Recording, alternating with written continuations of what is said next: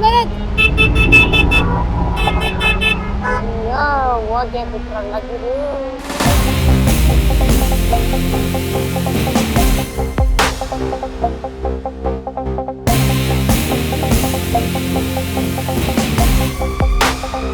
Hi hello ನಮಸ್ಕಾರ. ನೀವು ನೋಡ್ತಾ ಇದ್ದೀರಾ ನ್ಯೂಸ್ ಫಸ್ಟ್ ಕನ್ನಡ.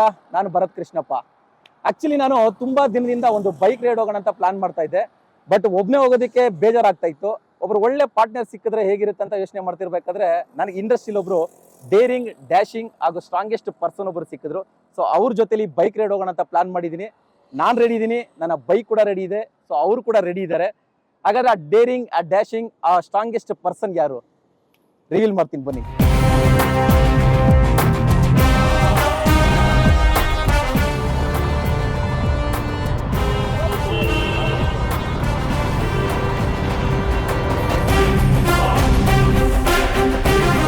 ನಾನಾಗಲೇ ನಿಮ್ಗೆ ಹೇಳ್ತಾ ಇದ್ದೆ, ಒಬ್ರು ಇಂಡಸ್ಟ್ರಿಯಲ್ಲಿ ಡೇರಿಂಗ್, ಡ್ಯಾಶಿಂಗ್ ಹಾಗೂ ಸ್ಟ್ರಾಂಗೆಸ್ಟ್ ಪರ್ಸನ್ ಈಗ ನನ್ನ ಜೊತೆಲಿ ಬೈಕ್ ರೈಡ್ ಹೋಗೋದಕ್ಕೆ ರೆಡಿ ಆಗಿದ್ದಾರಂತ.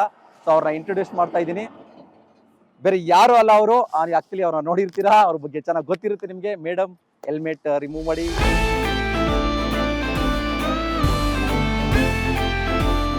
ಎಸ್, ಭೂಮಿ ಶೆಟ್ಟಿ.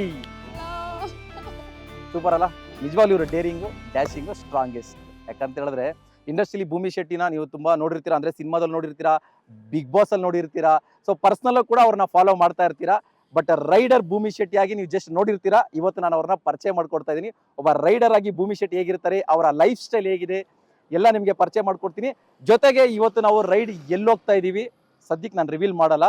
ಮೇಡಮ್ನು ಮತ್ತೆ ನಮ್ಮೊಂದು ಪ್ಲಾನ್ ಆಗಿದೆ. ಸೊ ಅಲ್ಲಿ ಡೆಸ್ಟಿನೇಷನ್ ಕರ್ಕೊಂಡೋಗಾದ್ಮೇಲೆ ನಿಮಗೆ ರಿವೀಲ್ ಮಾಡ್ತೀನಿ. Madam welcome. Thank you so much. ತುಂಬಾ ದಿನದಿಂದ ಒಂದು ಬೈಕ್ ರೈಡ್ ಹೋಗೋಣ ಅಂತ ಪ್ಲಾನ್ ಮಾಡ್ತಾ ಇದ್ದೀವಿ. ಫೈನಲಿ ನೀವು ನಮ್ಮ ಕೈಗೆ ಸಿಕ್ಕಿದ್ದೀರಾ. Super, welcome. Yes, excited. Let's go.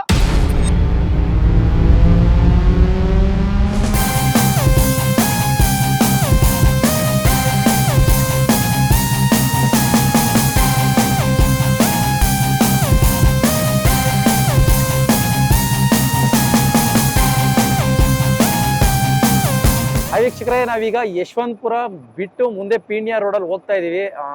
ಭೂಮಿ ಶೆಟ್ಟಿ ಅವರು ಸಿಕ್ಕಾಪಟ್ಟೆ ಫಾಸ್ಟ್ ರೈಡಿಂಗು, ನಾನು ಆಗ್ಲೇ ಹೇಳಿದೆ ಡೇರಿಂಗು, ಡ್ಯಾಶಿಂಗು ಅಂತ. ಸೊ ಗ್ಯಾಪಲ್ಲೆಲ್ಲ ನುಗ್ಗಿ ಸಿಕ್ಕಾಪಟ್ಟೆ ಫಾಸ್ಟ್ ಆಗಿ ಗೋಸ್ಟ್ ರೈಡರ್ ತರ ಹೋಗ್ತಾನೆ ಇದ್ದಾರೆ. ಬಟ್ ಅಷ್ಟೇ ಕೇರ್ಫುಲ್ ಆಗು ರೈಡ್ ಮಾಡ್ತಾ ಇದ್ದಾರೆ. ಸದ್ಯಕ್ಕೆ ನಾವು ಯಶವಂತಪುರ ಬಿಟ್ಟು ಮುಂದೆ ಹೋಗ್ತಾ ಇದೀವಿ. ಬಟ್ ಎಲ್ಲಿ ಹೋಗ್ತಾ ಇದೀವಿ ಅನ್ನೋದು ಇನ್ನೂ ಸಸ್ಪೆನ್ಸ್ ಆಗಿ ಉಳಿದಿದೆ. ಯಾಕಂದ್ರೆ ಪ್ಲಾನು, ಡೆಸ್ಟಿನೇಷನ್ ಇರೋದು ಭೂಮಿ ಶೆಟ್ಟಿ ಅವ್ರದೇ. ನೋಡೋಣ.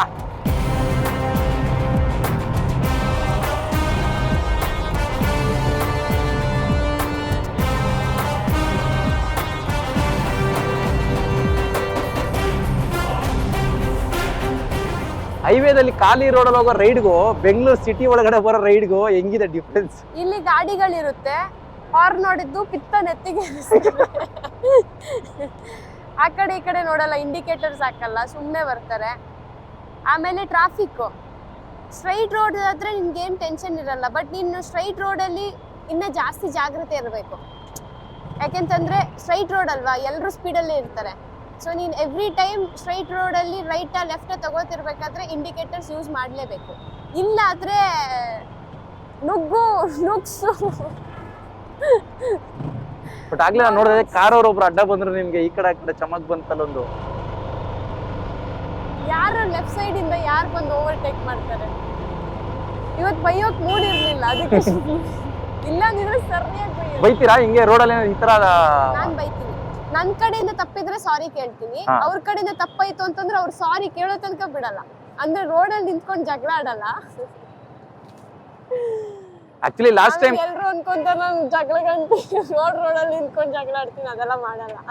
ನಿಮ್ಗೆ ಹೇಗೆ ಅನ್ಸ್ತಿದೆ ಬೈಕ್ ರೈಡ್? ನೀವ್ ಹೇಳಿ. ನಾನು ಆಕ್ಚುಲಿ ಬೈಕ್ ರೈಡ್ ಕಾಲೇಜಲ್ಲಿ ಹೋಗಿದ್ದೆ. ಕಾಲೇಜ್ ಸ್ಟೂಡೆಂಟ್ ನಮ್ಮ ಫ್ರೆಂಡ್ ಸರ್ಕಲ್ ಅಲ್ಲಿ ಹೋಗಿದ್ವಿ. ಬಟ್ ಈ ತರ ಅಡ್ವೆಂಚರ್ ಬೈಕಲ್ಲೆಲ್ಲ ಹೋಗ್ಲಿಲ್ಲ. ಬಟ್ ತುಂಬಾ ವರ್ಷ ಆಯ್ತು. ತುಂಬಾ ವರ್ಷ ಆದ್ಮೇಲೆ ಈಗ ನಿಮ್ ಜೊತೆ ಒಂದು ರೈಡ್ ಬರ್ತಾ ಇದೀವಿ. ತುಂಬಾ ಸ್ಪೆಷಲ್ ಆಗಿ ಹೋಗ್ತಾ ಇದೆ.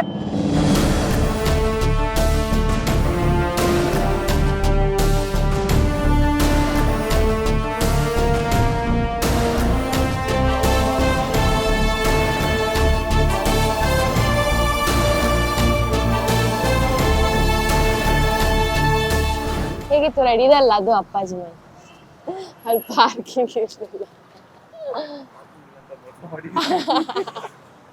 ನಾನು ಅದೇ ಫಸ್ಟ್ ಬಂದು ಇಲ್ಲಿ ನಿಲ್ಸಿದ ತಕ್ಷಣ ಹಾ. ಅವ್ರ ತಟ್ಟೆಲಿ ಲೈಕ್ ಸ್ವಲ್ಪ ಯೆಲ್ಲೋ ಕಲರ್ ರೈಸ್ ತರ ಕಾಣಿಸ್ತು. ಇದೇನಿದು ಬಿರಿಯಾನಿ ಯೆಲ್ಲೋ ಕಲರ್? ಆಮೇಲೆ ನೋಡ್ದೆ ಮೇಲೆ, ಓ ಇದು ಉಡುಪಿ ಗ್ರ್ಯಾಂಡ್, ಓಕೆ ಅಪ್ಪಾಜಿ ಮನೆಯಲ್ಲಿರೋದು, ಬನ್ನಿ ಹೋಗ. ಬೆಂಗಳೂರು ಹೃದಯ ಭಾಗದಿಂದ ಒಂದು 20 ಕಿಲೋಮೀಟರ್ ಆಚೆ ಬಂದಿದೀವಿ. ಈಗ ಎಲ್ಲಿ ಬಂದಿದೀವಿ ಅಂತ ಹೇಳ್ತೀವಿ, ಬಟ್ ಭೂಮಿಯವ್ರ ಬಗ್ಗೆ ಹೇಳಲೇಬೇಕು. ನಾನು ಆಕ್ಚುಲಿ ಅವ್ರನ್ನ ಫಾಲೋ ಮಾಡ್ತಾ ಇದ್ದೆ ಇನ್ಸ್ಟಾಗ್ರಾಮ್ ಅಲ್ಲೆಲ್ಲ. ಬೈಕ್ ತುಂಬಾ ಚೆನ್ನಾಗಿ ಓಡಿಸ್ತಾರೆ, ಬೈಕ್ ಸಿಕ್ಕಾಪಟ್ಟೆ ಕ್ರೇಜ್ ಇದೆ ಅಂತ. ಬಟ್ ಇವತ್ತು ಕಣ್ಣಾರೆ ನೋಡ್ಬಿಟ್ಟೆ, ನಾನು ಸಾಕ್ಷಿ ಅದೇ. ತುಂಬಾ ಚೆನ್ನಾಗಿ ಬೈಕ್ ಓಡಿಸ್ತಾರೆ, ತುಂಬಾ ಫಾಸ್ಟ್ ಆಗಿ ಹೋಗ್ತಾರೆ, ತುಂಬಾ ಕೇರ್ಫುಲ್ ಆಗಿ ಹೋಗ್ತಾರೆ, ತುಂಬಾ ಡ್ಯಾಶಿಂಗ್ ಆಗಿ ಓಡಿಸ್ತಾರೆ. ಬಟ್ ಆಕ್ಚುಲಿ ನಾನ್ ಫ್ಯಾನ್ ಆದೆ ನಿಮಗೆ ಡ್ರೈವಿಂಗ್ ಸ್ಟೈಲ್ಗೆ. ಇದು ತುಂಬಾ ಶಾರ್ಟ್ ರೈಡ್, ನಮ್ದು ಇಂಟರ್ವ್ಯೂಗೋಸ್ಕರ ಅಂತಾನೆ ಶಾರ್ಟ್ ರೈಡ್ ಮಾಡಿದ್ದು. ಬಟ್ ನೆಕ್ಸ್ಟ್ ಟೈಮ್ ಬನ್ನಿ ನಮ್ ಜೊತೆ ಲಾಂಗ್ ರೈಡ್ ಹೋಗೋಣ. ಪಕ್ಕಾ ಪ್ಲಾನ್. ಎಸ್, ಭೂಮಿಯವ್ರ ಜೊತೆ ಮಾತಾಡೋದು ಸಾಕಷ್ಟು ಇದೆ. ನಾನು ಆಗ್ಲೇ ಹೇಳಿದೆ ನಿಮಗೆ ರೈಡರ್ ಭೂಮಿನ ಪರಿಚಯ ಮಾಡ್ತೀನಿ ಅಂತ. ಈಗ ಆಕ್ಚುಲಿ ರೈಡ್ ಎಲ್ಲ ನೋಡಿರ್ತೀರಾ ನೀವು. ಸೊ ಆದ್ರೆ ಒಂದು ಕ್ರೇಜ್ ಹೇಗೆ ಶುರುವಾಯಿತು, ಈ ಬೈಕ್ ಕ್ರೇಜು, ಬೈಕ್ ರೈಡ್ ಜೊತೆಗೆ ಭೂಮಿಯವರು ಬೆಸ್ತಿದೆ ಹೇಗೆ, ಜೊತೆಗೆ ಭೂಮಿನ ಸುತ್ತಾಡ್ತಾರದು ಹೇಗೆ ಅಂತ ಎಲ್ಲ ಮಾತಾಡೋಣ. ಬಟ್ ಜೊತೆಗೆ ಒಂದಿಷ್ಟು ತಿಂಡಿ ಅಥವಾ ಊಟ ಜೊತೆಗೆ ಮಾಡ್ಕೊಂಡು ತಿನ್ಕೊಂಡು ಹಂಗೇ ಮಾತಾಡ್ತಾ ಹೋಗೋಣ.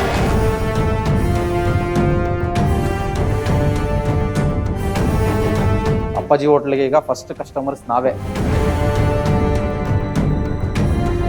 ಎಸ್, ಬೆಂಗಳೂರು ನಗರದ ಒಳಗಡೆ ಸುತ್ತಾಡ್ಕೊಂಡು ಈಗ ಸದ್ಯಕ್ಕೆ ಬೆಂಗಳೂರಿಂದ ಒಂದು ಸ್ವಲ್ಪ ಹೊರಗಡೆ ಬಂದಿದ್ದೀವಿ. ಒಳ್ಳೆ ರುಚಿಯಾದ ಬಿರಿಯಾನಿ ತಿನ್ನೋಣ ಅಂತ ನಾನು ಭೂಮಿಯವರೀಗ ಬಂದು ಹೋಟೆಲಲ್ಲಿ ಕೂತಿದ್ದೀವಿ. ಆರ್ಡರ್ ಕೂಡ ಕೊಟ್ಟಿದ್ದೀನಿ, ಬರುತ್ತೆ ಊಟ. ಈ ಊಟ ಬರೋ ಗ್ಯಾಪಲ್ಲಿ ಒಂದಿಷ್ಟು ಮಾತಾಡೋಣ. ಯಾಕಂತ ಹೇಳಿದ್ರೆ ಭೂಮಿಯವ್ರ ಬಗ್ಗೆ ತಿಳ್ಕೊಳ್ಳೋದು ತುಂಬ ಇದೆ. ಜೊತೆಗೆ ರೈಡರ್ ಭೂಮಿ ಅಂತ ನಾನು ಆಗಲೇ ಇಂಟ್ರಡಕ್ಷನ್ ಕೊಟ್ಬಿಟ್ಟಿದ್ದೀನಿ. ನನಗೆ ಆ ಕಾನ್ಸೆಪ್ಟು ತುಂಬ ಇಷ್ಟ ಆಗಿದೆ. ಎಸ್ ಮೇಡಮ್, ಒಳ್ಳೆ ರುಚಿಯಾದ ಬಿರಿಯಾನಿ ನೀವು ಆಲ್ರೆಡಿ ಟೇಸ್ಟ್ ನೋಡಿದ್ದೀರಾ. ಸೊ ಬರುತ್ತೆ, ತಿನ್ನೋಣ. ಸೊ ನನಗೊಂದಿಷ್ಟು ನಿಮ್ಮ ಬಗ್ಗೆ ತಿಳ್ಕೊಳ್ಳೋಂಥ ಕುತೂಹಲ. ಯಾವಾಗಿಂದ ಶುರುವಾಯಿತು ಅಂತ ಈ ಬೈಕ್ ಕ್ರೇಜ್ ನಿಮಗೆ? ಬೈಕ್ ಕ್ರೇಜು ನಮ್ಮ ಮನೇಲಿ ನನ್ನ ಮಾವಂದಿರಿಗೆ ಬೈಕ್ ಮತ್ತು ಕಾರ್ಸ್ ಅಂದರೆ ಹೆವಿ ಇಷ್ಟ. ಸೊ ನಾನು ಚಿಕ್ಕ ವಯಸ್ಸಲ್ಲಿರುವಾಗಿಂದಲೂ ಮನೇಲಿ ಬೈಕ್ ಮತ್ತು ಕಾರ್ಸ್ ಇರ್ತಿತ್ತು.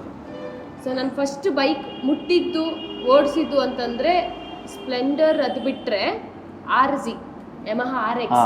ಸೊ ಅದು ಅದ್ರ ಸೌಂಡು ಮತ್ತು 2 ಸ್ಟ್ರೋಕ್ ಇಂಜಿನ್ ಅಲ್ವಾ, ಸೊ ಅದ್ರ ಸೌಂಡ್ ನನಗೆ ಸಿಕ್ಕಾಪಟ್ಟೆ ಇಷ್ಟ. ಸೊ ನನ್ನ ಮಾವ ಓಡಿಸ್ತಿದ್ರು ಅವಾಗ, ಮತ್ತೆ ಕಿಕ್ ಹೊಡೆದ್ಬಿಟ್ಟು ಓಡಿಸ್ಬೇಕಿತ್ತು, ಈ ಸೆಲ್ಫ್ ಅದೆಲ್ಲ ಏನೂ ಇಲ್ವಲ್ಲ. ಸೊ ಸ್ಕೂಲಿಂದ ನಾನು 9th ಒಂದು ಸ್ವಲ್ಪ ಸ್ಕೂಟಿ ಎಲ್ಲ ಓಡ್ಸೋಕ್ಕೆ ಸ್ಟಾರ್ಟ್ ಮಾಡಿದ್ದೆ. ಅಜ್ಜನಿಗೆ ಸ್ಕೂಟಿ ಎಲ್ಲ ಕೊಡಿಸಿದ್ರು. ಸೊ ಸ್ಕೂಟಿ ಓಡ್ಸೋಕ್ಕೆ ಸೊ ಒಂದು ಧೈರ್ಯ ಇತ್ತು, ಸ್ಕೂಟಿನೇ ಬ್ಯಾಲೆನ್ಸ್ ಮಾಡ್ತೀನಿ ಅಂದಮೇಲೆ ಬೈಕ್. ಸೊ ಬೈಕ್ನ ಈ ಊರ ಕಡೆ ಎಲ್ಲ ಮಧ್ಯಾಹ್ನದ ಹೊತ್ತು ಊಟ ಆದಮೇಲೆ ಮಲ್ಕೊತಾರೆ ಎಲ್ಲರೂ. ಮಧ್ಯಾಹ್ನದ ಹೊತ್ತು ಊಟ ಆದ್ಮೇಲೆ ಮಲ್ಕೊಂತಾರೆ.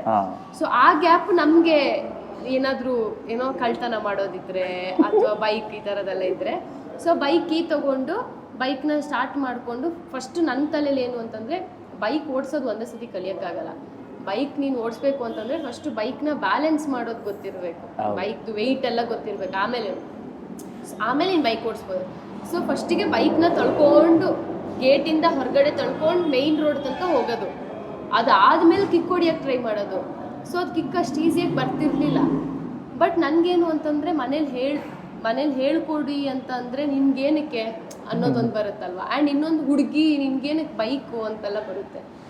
ಸಾಮಾನ್ಯವಾಗಿ ಹೆಣ್ಮಕ್ಳಿಗೆ ಬೈಕ್ ಮೇಲೆ ತುಂಬ ಲವ್ ಇರುತ್ತೆ, ಬಟ್ ಯಾರು ಅದನ್ನು ಪ್ರಾಕ್ಟಿಕಲಾಗಿ ರೈಡ್ ಮಾಡೋದಕ್ಕಾಗಲಿ, ಅದು ಎಕ್ಸ್ಪೀರಿಯೆನ್ಸ್ ಮಾಡೋದಕ್ಕಾಗಲಿ ಅವಕಾಶ ಸಿಗೋದು ತುಂಬ ಕಮ್ಮಿ. ಬಟ್ ಈ ವಿಚಾರದಲ್ಲಿ ನೀವು ತುಂಬ ಅದೃಷ್ಟವಂತೆ ಅಂತ ಅನಿಸುತ್ತೆ.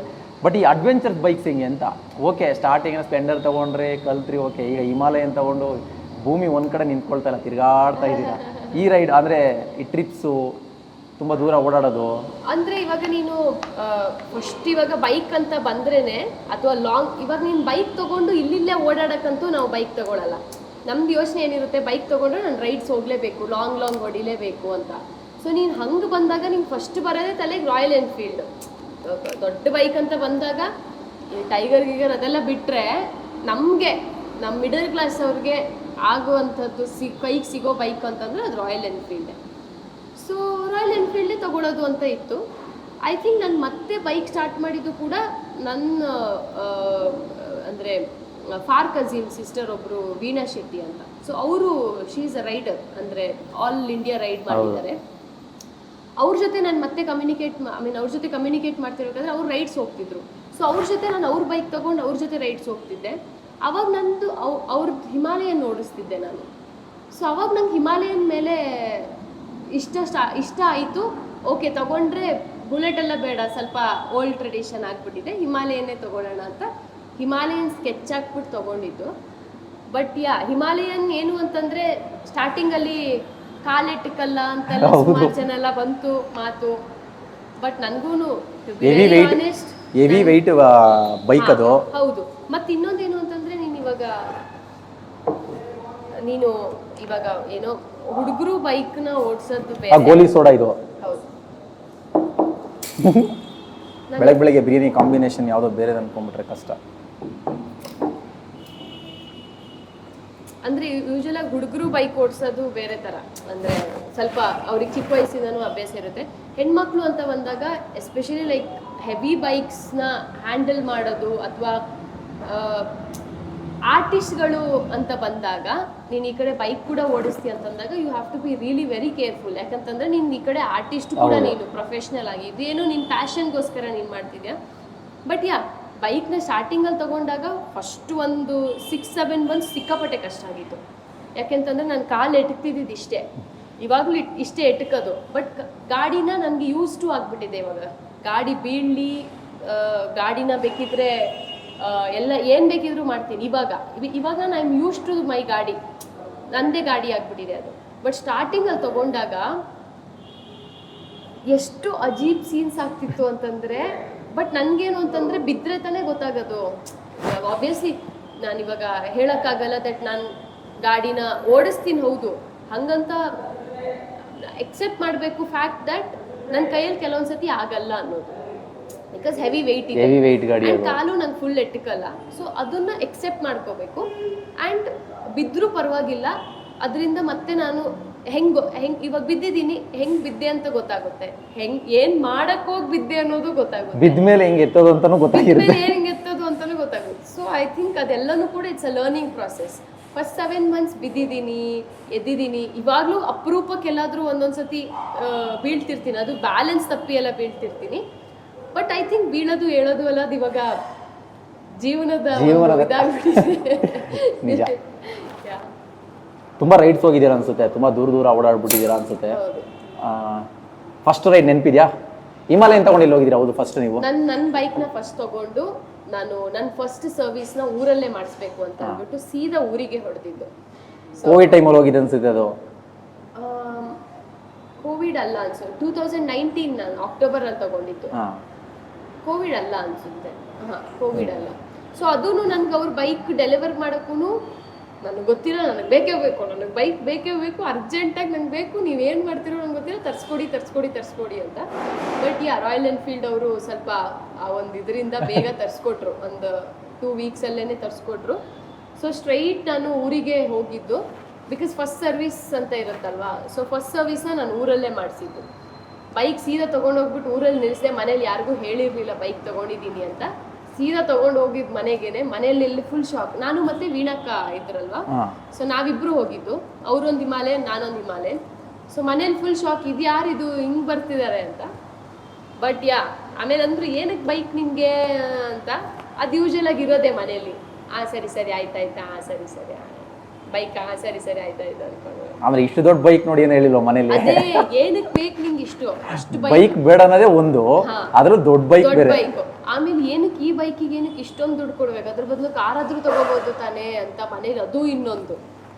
ಬಟ್ ಮನೆಯವ್ರದ್ದು ಇಟ್ಸ್ ನೆವರ್ ಎಂಡಿಂಗ್ ಮಾತುಕತೆ ಅದಿದಲ್ಲ. So use to all that. Super. ಈ ಟ್ರಿಪ್ಸ್ ಹೋಗೋದೆಲ್ಲ ಹಿಂಗೆ, ಅಂದರೆ ಮೀನ್ಸ್ ರೈಡ್ ಹೋಗ್ತಾ ಇರ್ತೀರಲ್ಲ, ಹಿಂಗೆ ಸೋಲೋ ಟ್ರಿಪ್ ಜಾಸ್ತಿ ಇಷ್ಟ ಆಗುತ್ತಾ ನಿಮಗೆ, ಅಥವಾ ಟೀಮ್ ಜೊತೆ ಹೋಗ್ತಿರಲ್ಲ ಆ ಟ್ರಿಪ್ ಜಾಸ್ತಿ?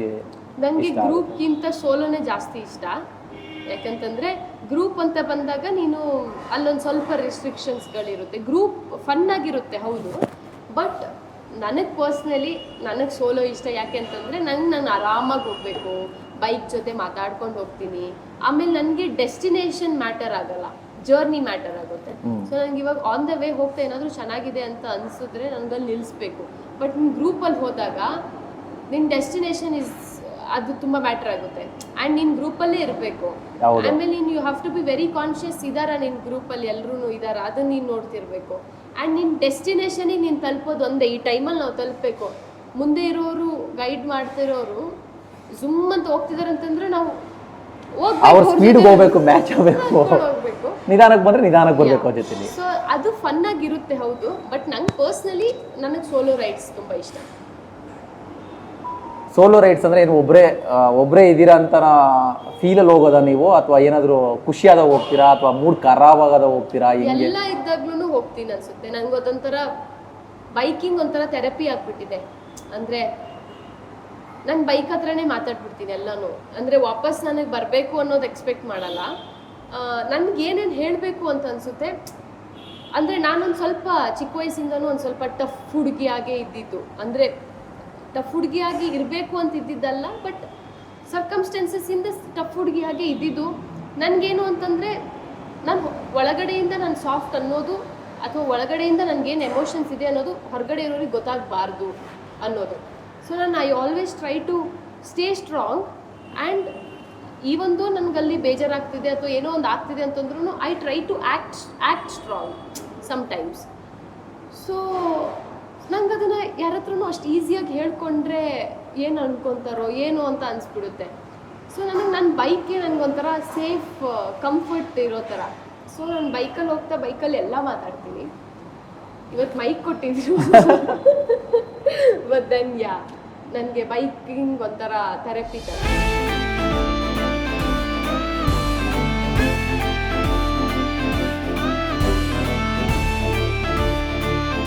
ಅಟ್ಲೀಸ್ಟ್ ಏನೋ ಪ್ರೋಗ್ರಾಮ್ಸ್ ಓಡಾಡ್ತಾ ಇರ್ತೀರಾ, ಬಟ್ ಮನೇಲೇ ಇದ್ರೆ ಒಂಥರ ಆಗ್ಬಿಡುತ್ತೆ ಮೂಡ್. ಬಟ್ ಈ ಒಂದು ರೈಡ್ ಬಂದು ಈ ಥರ ಒಂದು ಒಳ್ಳೆ ಭರ್ಜರಿ ಊಟ ಮಾಡಿ.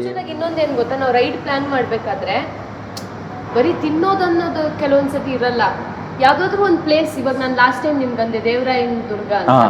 ಸೊ ಯಾವುದಾದ್ರೂ ಒಂದು ಪ್ಲೇಸನ್ನು ಪ್ಲ್ಯಾನ್ ಮಾಡ್ತೀವಿ. ಎಸ್ಪೆಷಲಿ ಗ್ರೂಪ್ ರೈಡ್ಸ್ ಅಂತ ಬಂದಾಗ ಒಂದು ಪ್ಲೇಸನ್ನಂತೂ ಪ್ಲ್ಯಾನ್ ಮಾಡೇ ಮಾಡ್ತೀವಿ.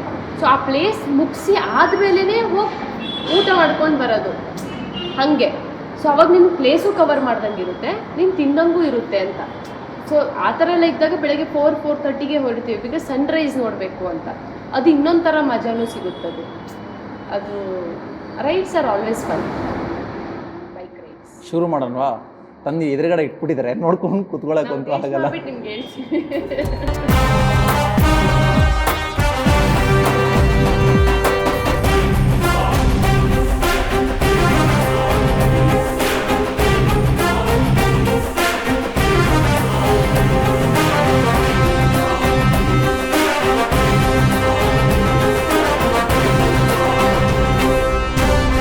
ಒಳ್ಳೆ ರುಚಿಯಾದ ಬಿರಿಯಾನಿ, ಆ್ಯಕ್ಚುಲಿ ತುಂಬ ಇಷ್ಟ ಆಯಿತು.